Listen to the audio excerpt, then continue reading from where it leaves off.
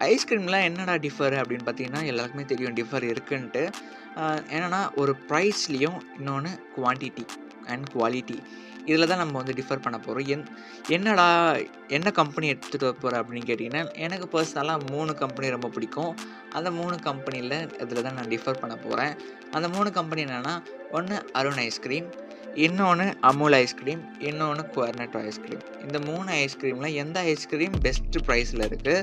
எந்த ice cream best சைஸ்ல இருக்கு? எந்த ஐஸ்கிரீம் பெஸ்ட் டேஸ்ட்ல இருக்குன்றத நம்ம இந்த வீடியோல பார்க்க போறோம்.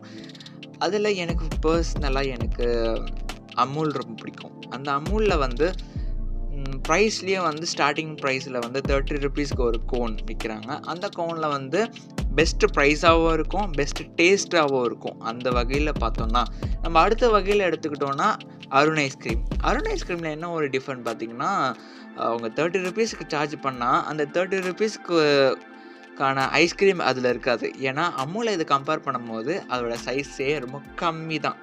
அதனால அருண் ஏன் இப்படி ப்ரொவைட் பண்றாங்கன்னு தெரியல. இதில வேற அதில ரேட் ஏத்திட்டாங்க அப்படின்ற மாரி சொன்னாங்க. ஒரு ₹10 அதிகமாயிடுச்சு அப்படின்ற மாரி. நான் ரீசென்ட்டா வாங்கும்போது அத நான் பார்த்தேன். அதனால டேஸ்ட் வைஸ் 2மே பக்காவா இருக்கும். ஆனா, சைஸ் வைஸ்ல வந்து அமுல் தான் இப்போ டாப்ல இருக்கு. இப்போ அடுத்த கம்பெனி என்ன அப்படின்னு பார்த்தீங்கன்னா, குவர்னட்டோ. இது பர்சனலா வந்து ஒரு சில பேருங்களுக்குலாம் பிடிக்கும். அதனால நான் அது போய் அதோட ரேட் கேட்கும்போது ரொம்ப ஷாக்கிங்கா இருந்தது.